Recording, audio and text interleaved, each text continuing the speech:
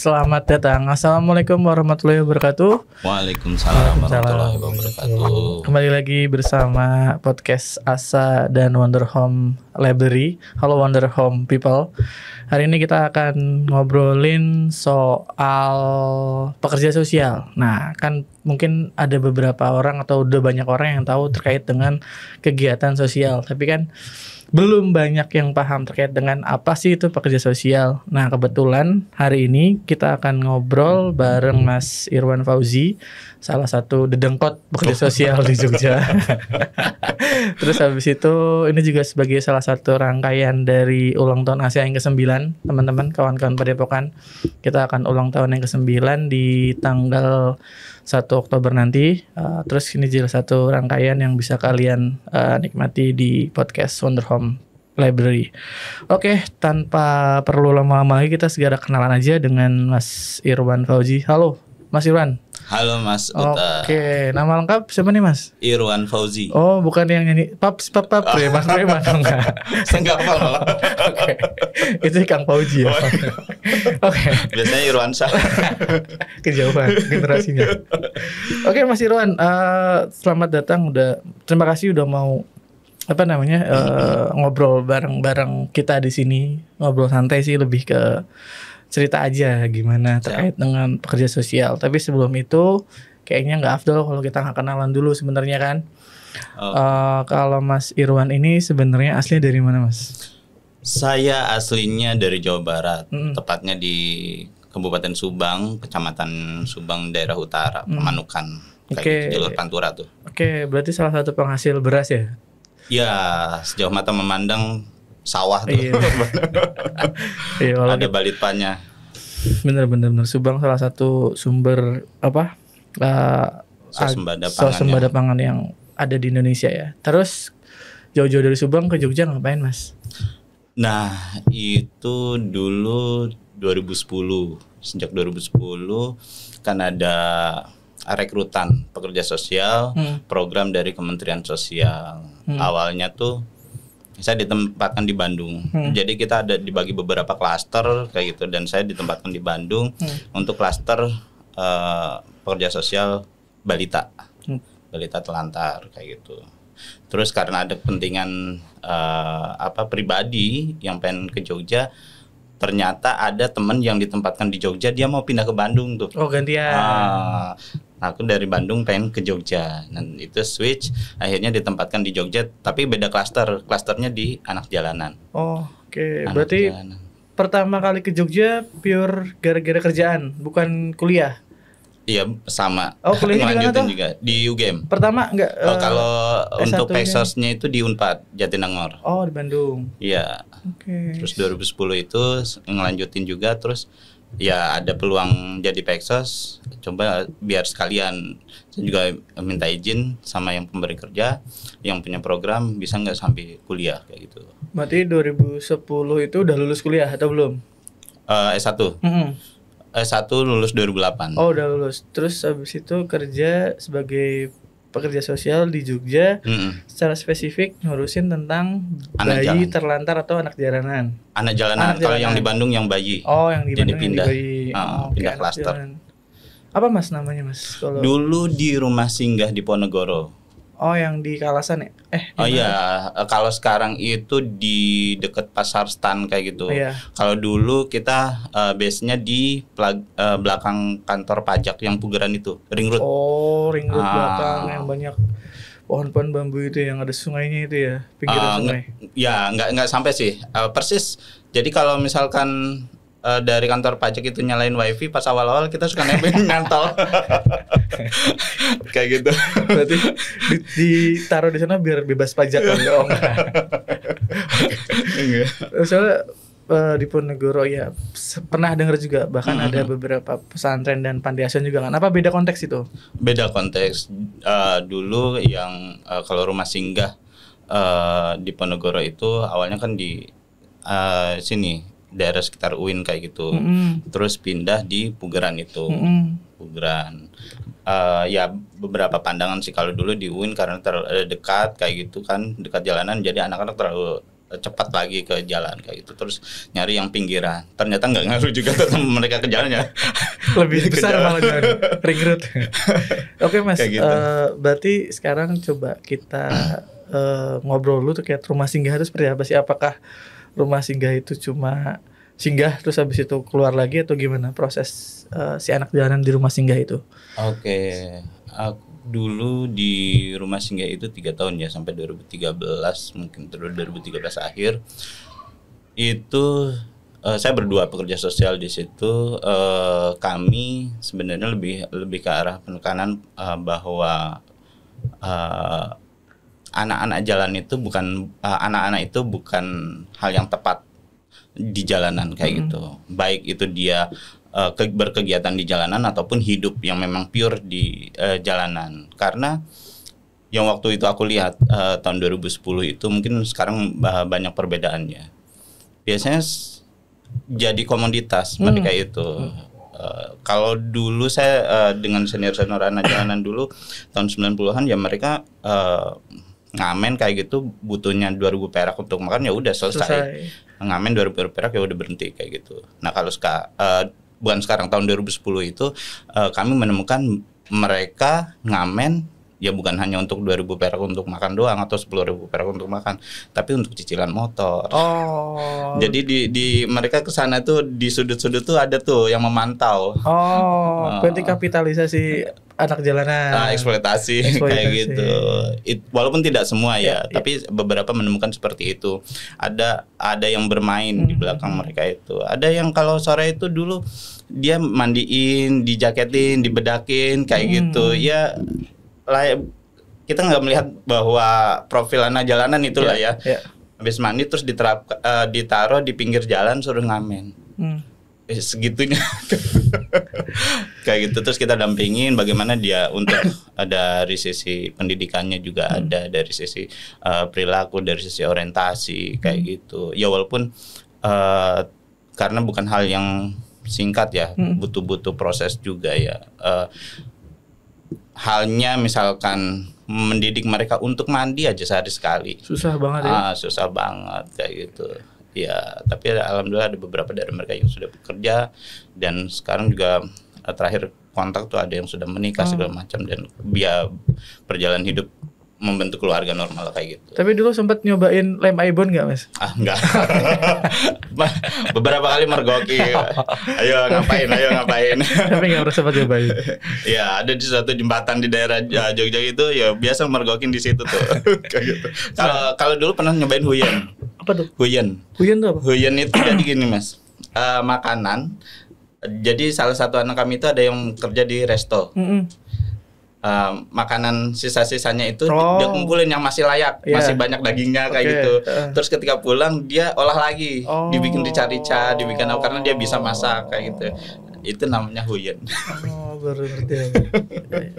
Nah terus kan itu 2010 ya sampai 2013 berarti kan sekitar 3 tahun.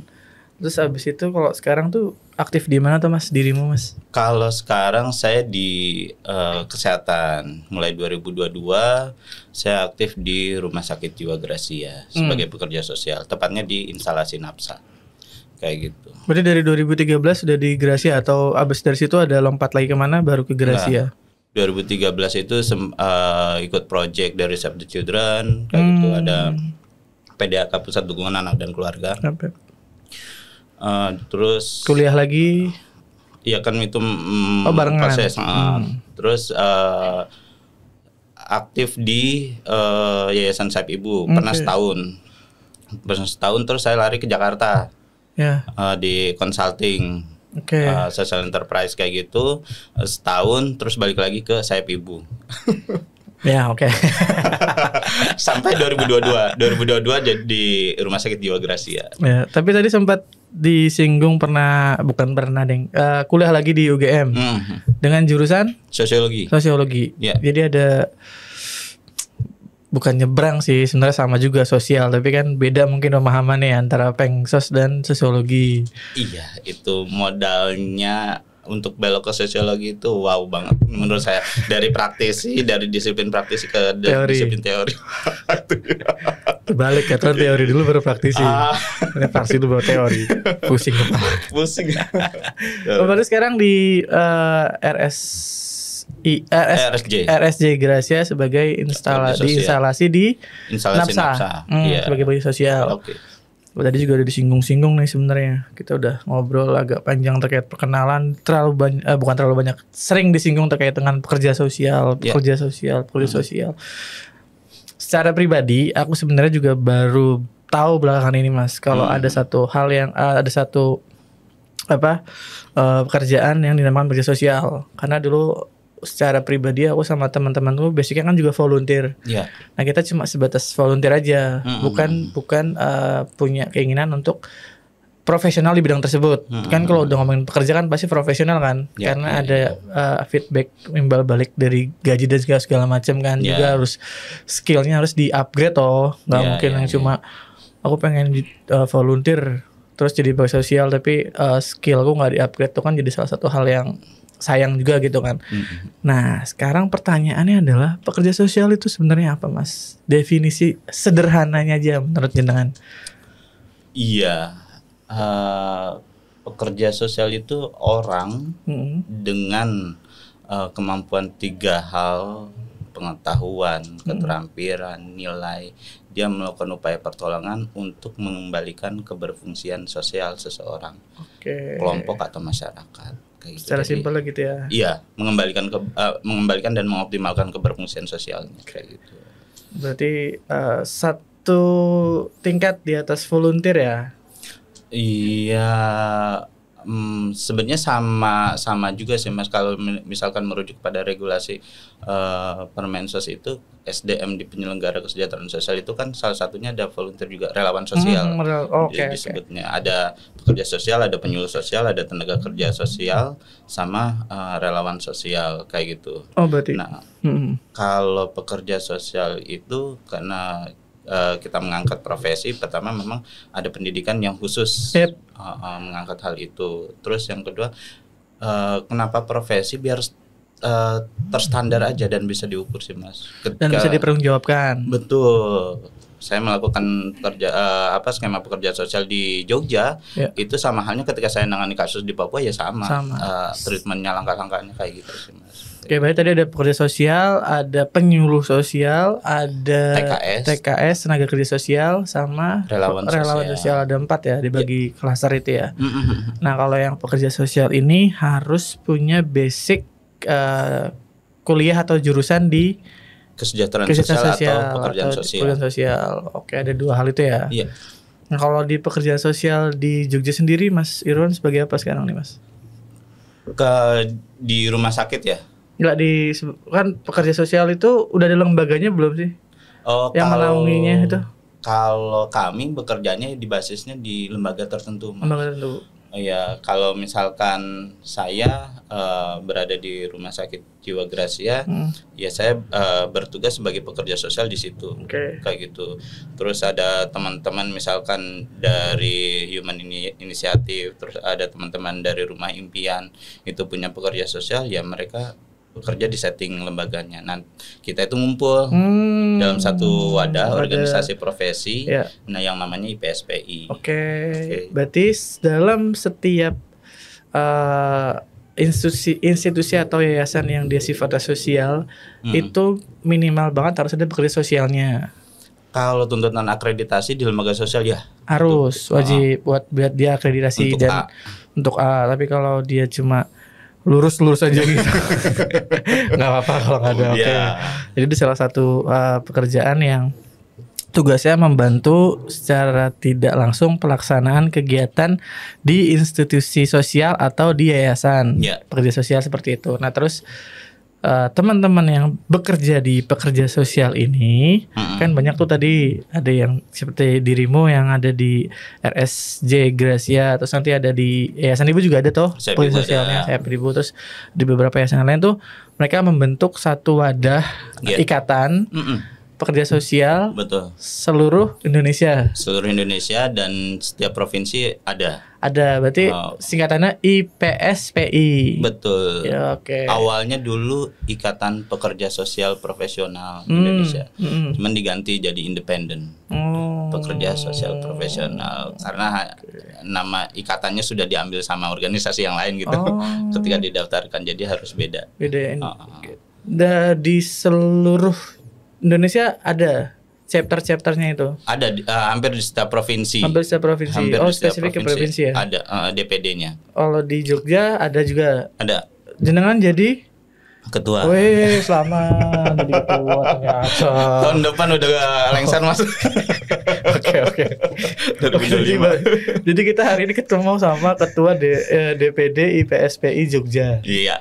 Oke. Nah, balik lagi Mas. Tadi kan ini kita urai satu-satu ya biar teman-teman tuh bisa membedakan mana itu pekerja sosial, mana itu tenaga kerja sosial, mana itu penyuluh sosial, dan mana itu relawan sosial. Iya. Kan pasti setiap masing-masing itu punya porsinya sendiri kan. Tadi Mas Irwan dijelasin kalau pekerja sosial itu ada IPSPI wadahnya. Nah kalau tiga hal ini juga masuk ke dalam IPSPI atau dia cari tempat lain? Mereka sendiri ada forumnya sendiri. Tapi kita membuka ruang juga, ada anggota rekan, ada anggota rekanan. Jadi yang tidak bisa jadi anggota biasa, kalau anggota biasa syaratnya memang harus Peksos, latar belakang pendidikan, sertifikasi kompetensi kayak gitu. Tapi mereka yang dia melakukan pertolongan kesejahteraan sosial tapi backgroundnya tidak bisa dikatakan sebagai Peksos, ya tetap jadi anggota rekan di organisasi kita. Oke. Seperti itu. Ya. Berarti yang sudah dibalik lagi ya untuk salah satu bukan sistem administrasi ya, untuk salah satu cara terdaftar sebagai pekerja sosial itu harus punya background latar belakang di Pengsos, kuliahnya atau di pekerja sosial sebagai Kesos, itu Kesos. Nah terus kan kalau sekarang kan juga aku temanku beberapa kali tuh ikut ini Mas, ada bukaan tuh PKH tuh. Itu PKH itu termasuk bagian dari pekerja sosial.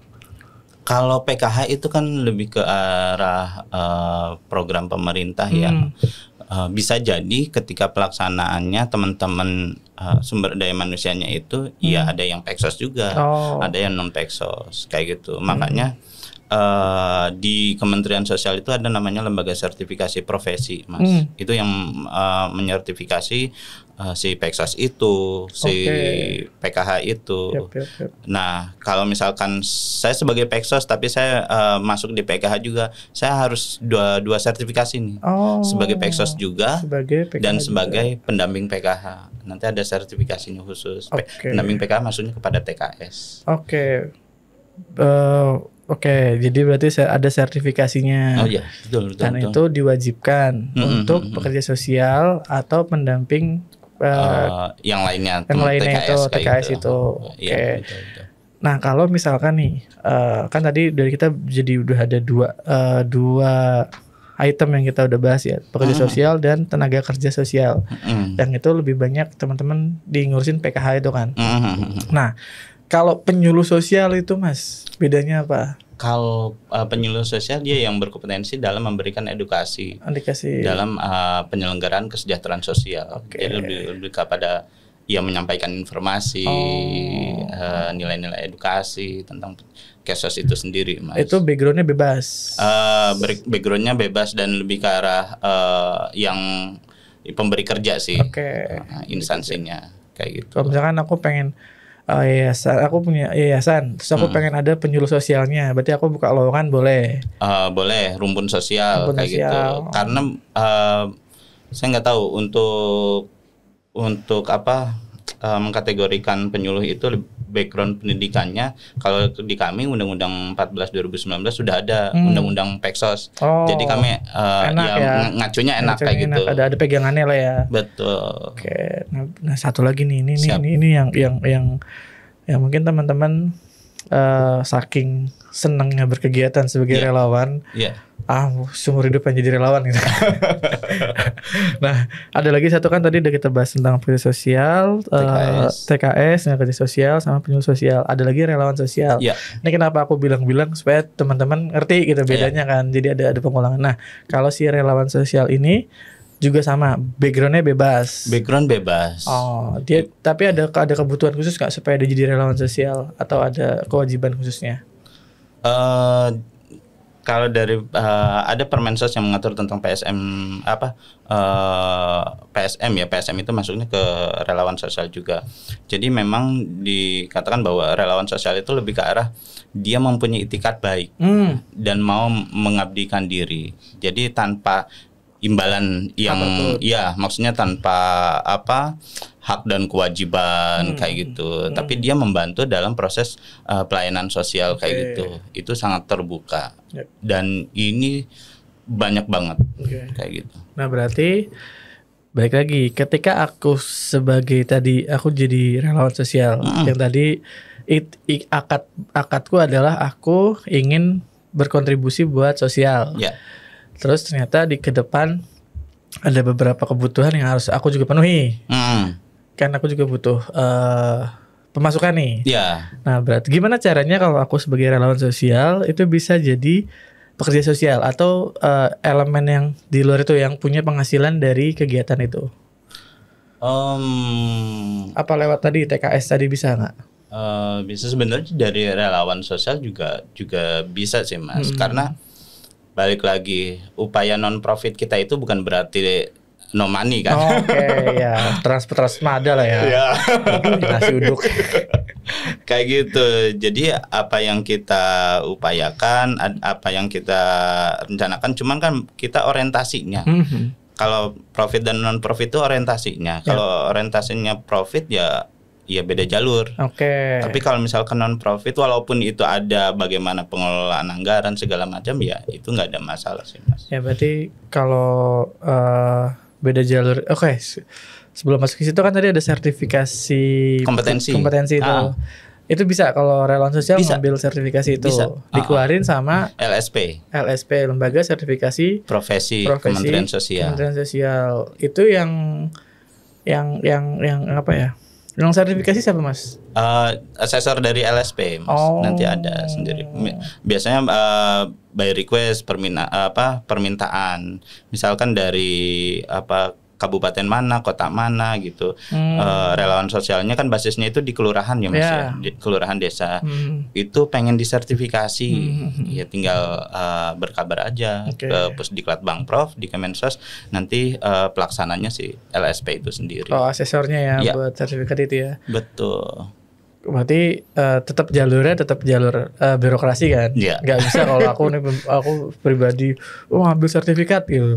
Berarti kan aku harus dikumpulkan dulu di daerah lingkup administrasi kecil desa gitu kan, buat dia naikin sampai ke titik atas buat bikin sertifikasi itu. Betul, pengujian.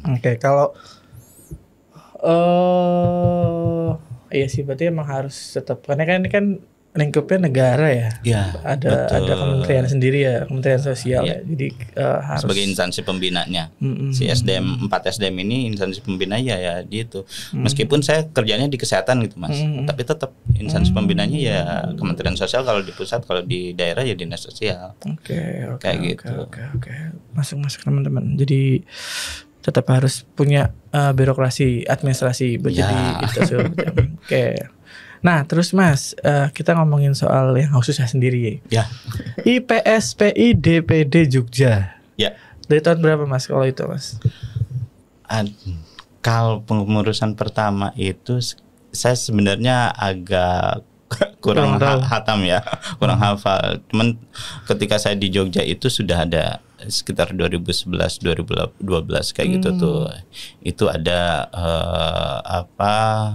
waktu itu ketuanya itu Pak Yanto kalau nggak salah dosen APMD waktu itu.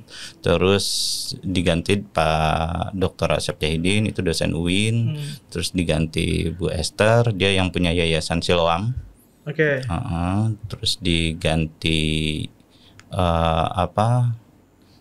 Mas Ferry, Mas Ferry terus ke saya. Oke, berarti dirimu Hokage ke-5 atau ke-6 ya? Ya begitulah. Berapa Mas ininya? Jadi ketua tuh berapa tahun periodenya? Kalau sebelumnya itu dari 2000 berapa ya? 2016 kalau nggak salah itu 3 tahun Mas. Terus dirimu? Dari DPP itu menentukan dari pusat itu. Jadi kan daerah menyesuaikan.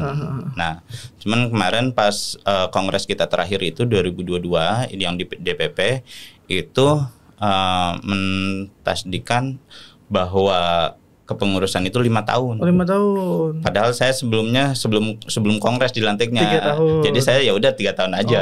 Nggak mau 2 periode gitu? Nggak, sudah lah. Kan banyak yang mau 2 periode. Kok dirimu nggak mau malahan? Enggak, biar yang lain aja. Oke. Kayak gitu. Ini jadi clue buat kongres musda depan ya. Berarti 3 tahun. Kalau sekarang berapa Mas jumlahnya Mas anggota? Anggota yang terdaftar ya, yang terdaftar itu sekitar yang sudah tersertifikasi sekitar 72 ya yang di Jogja. Karena teman-teman juga kan ada yang belum tersertifikasi. Dan kalau pendataan gitu kendala dari kami itu teman-teman kan harus ini ya, harus mengisi. Form kayak gitu. Kadang kan itu terlewati. Gue nggak ngisi lah. Males ya. Kayak gitu. Apa sih? Apa manfaatnya sih? Kayak gitu. Paling dipakai buat pinjol loh. Nah, kalau sekretnya di mana Mas? DPD ada di Ngagli, di Donoharjo. Jadi Masjid Suci Ati itu. Oh, Masjid Suci Ati itu.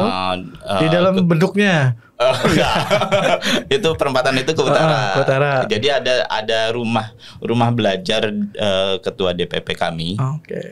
Pak Puji Pujiono, dia memberikan ruang lahannya itu dimanfaatkan untuk rumah belajar. Dan di situ juga ada kegiatan juga yang konsen di praktik kebencanaan kayak gitu. Nah, kami nebeng di situ walaupun kami jarang banget ke situ ya. Karena kan sekarang persuratan bisa lewat email.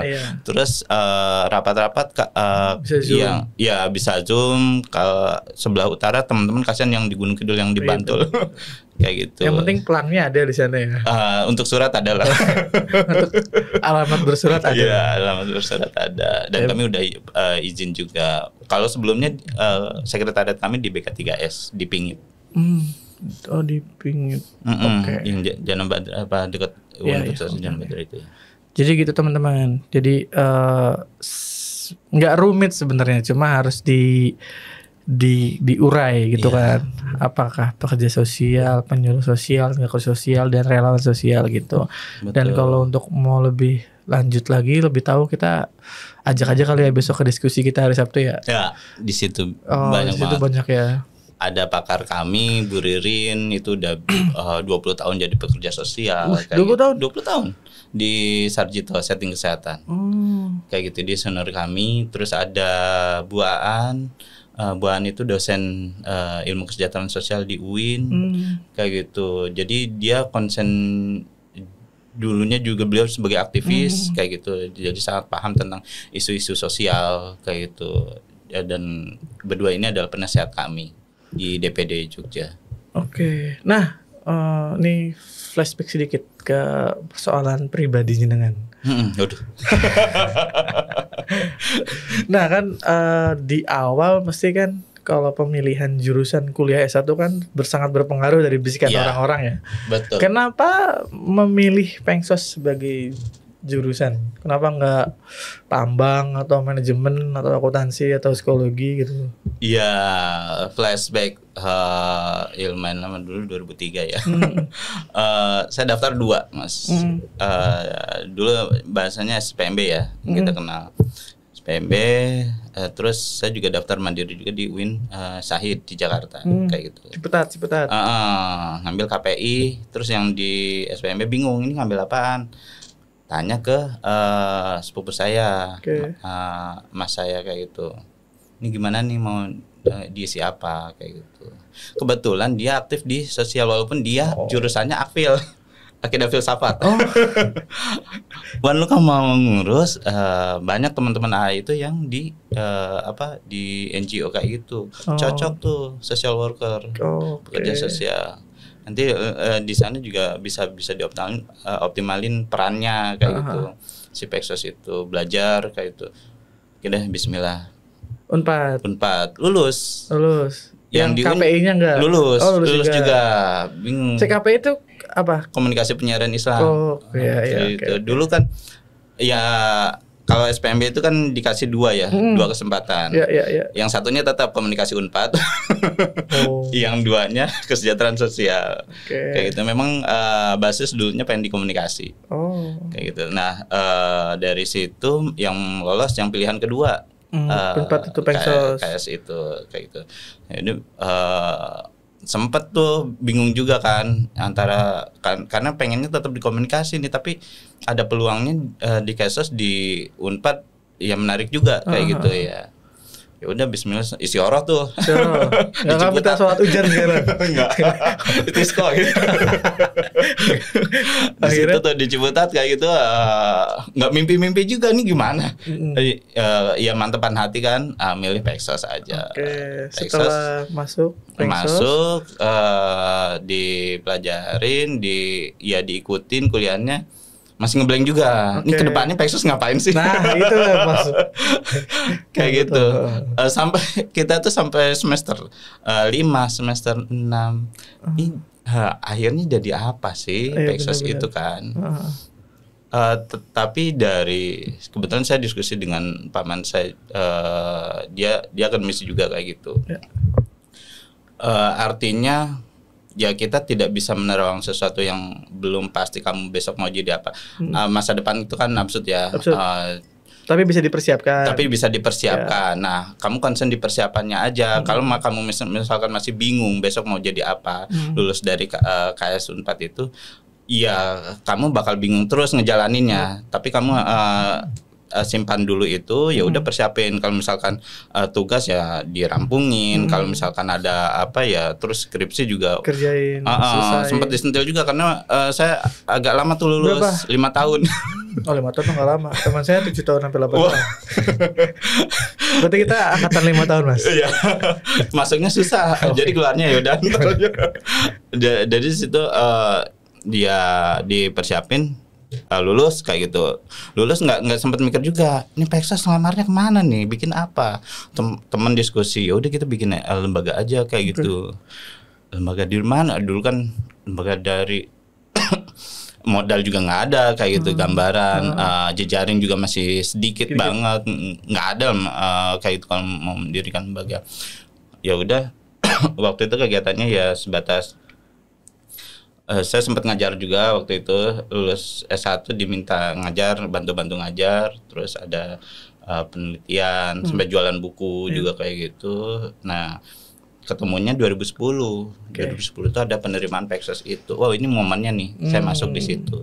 Jadi kenapa kita bahas ini? Karena aku belakangan juga sering ngobrol sama teman-teman di anak-anak Kesos yang masih kuliah. Dan apa namanya?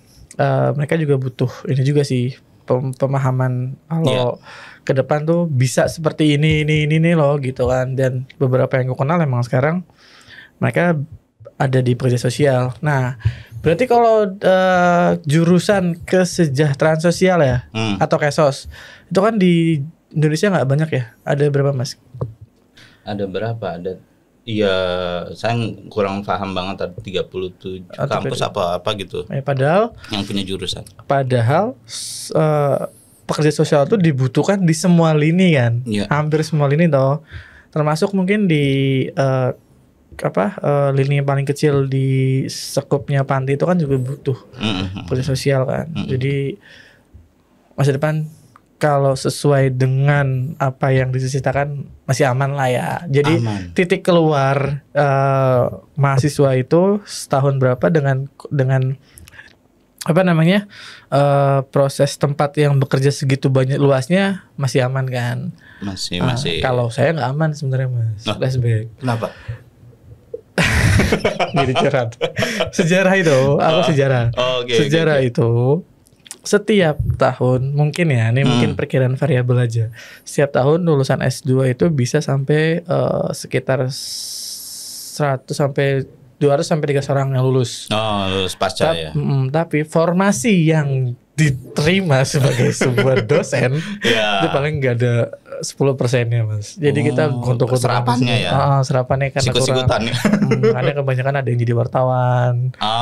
Ada yang jadi relawan juga, ada yang lebih banyak kayak gitu. Jadi itu yang harus dipersiapkan sebenarnya.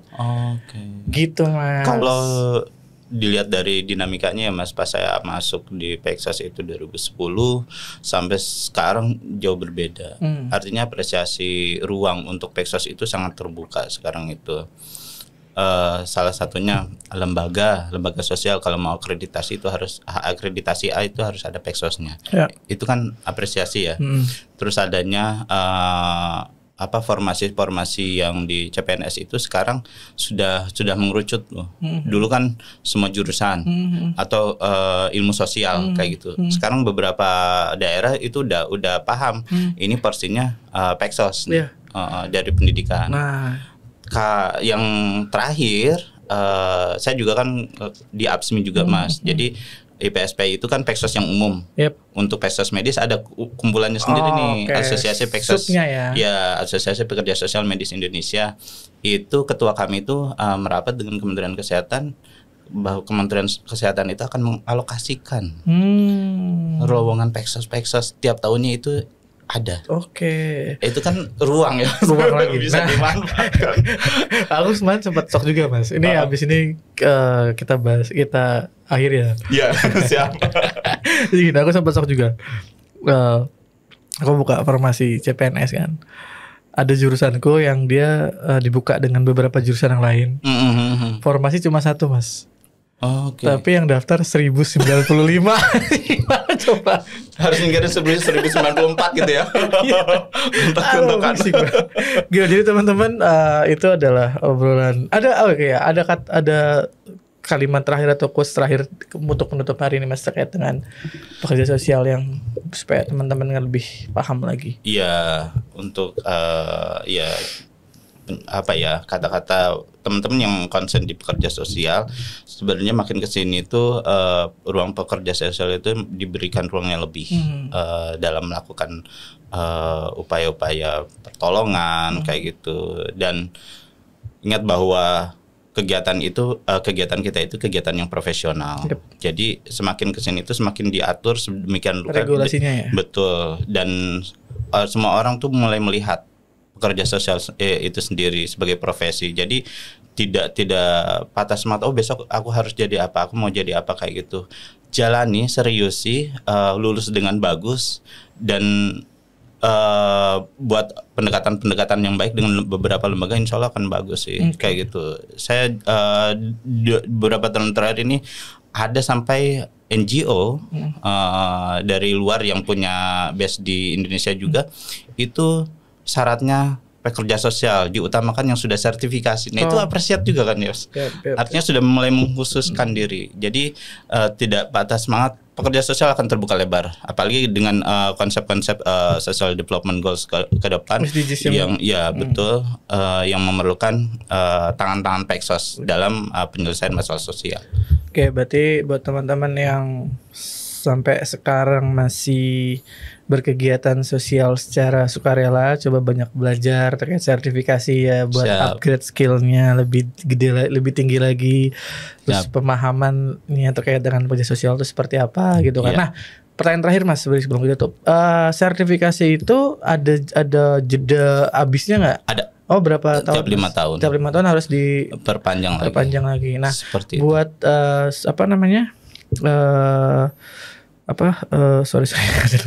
ini Mas, sertifikat itu setiap tahun ada? Setiap tahun ada dan dilaksanakan oleh Pusdiklat Bangprof dan itu free. Boleh buat cari data atau informasi terkait itu di mana Mas biasanya?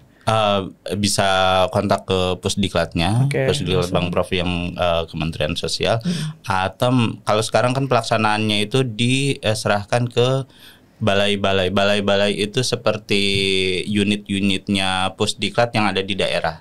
Kalau di Jogja itu ada di Purwomartani. Jadi pelaksana sertifikasi itu panitianya ya di situ-situ. Iya, itu kayak gitu. dekat toko roti itu Ceria itu. Ya. Rumah saya itu, Mas. Ngerti. Itu tapi untuk yang tahun ini khusus untuk Peksos diuji sertifikasinya dari Poltekesos dulu STKS. Diindukan di sana. Okay. Kalau yang SDM yang lain TKS dan relawan itu di balai-balai itu. Rapat aja, Mas. Yes, jadi buat teman-teman yang basicnya relawan dan pengen lebih profesional, jadi boleh dicari informasinya terkait dengan sertifikasi pekerja sosial yang tadi dijelasin. Ada polisi sosial, ada TKS, ada penyuluh sosial dan relawan sosial. Itu dicari aja, dikulik informasinya mana yang cocok, karena kalau jadi pekerja sosial kayaknya nggak bisa buat semua orang karena jurusannya punya latar belakang yang secara spesifik khusus kan. Tapi untuk ranah-ranah yang lain tuh mungkin bisa gitu. Jadi mulailah bertanggung jawab terhadap pilihanmu, bener nggak? Jangan cuma jadi relawan yang ya relawan bagus, cuma relawan yang punya skill, punya kompetensi itu sangat lebih bagus lagi kan. Itu jadi gitu. Jadi jangan lupa kita akan ketemu lagi di hari Sabtu dengan diskusi bersama pekerja sosial, praktisi dan akademisi. Betul. Dan juga salah satu dosen kesayangan kita semua, Heri Purnomo. Mas Heri. Oke. Terima kasih teman-teman Wonder People dan kawan-kawan Padepokan Asa. Terima kasih Mas Irwan sudah hadir hari ini, kayaknya mau hampir sejam nih kayaknya. Dan semoga obrolan kita hari ini bisa diterima dengan baik dan bisa jadi salah satu kebermanfaatan buat teman-teman yang pengen naik skillnya untuk jadi pekerja sosial dan ranah-ranah yang lainnya kayak gitu. Oke. Assalamualaikum warahmatullahi wabarakatuh. Makasih teman-teman.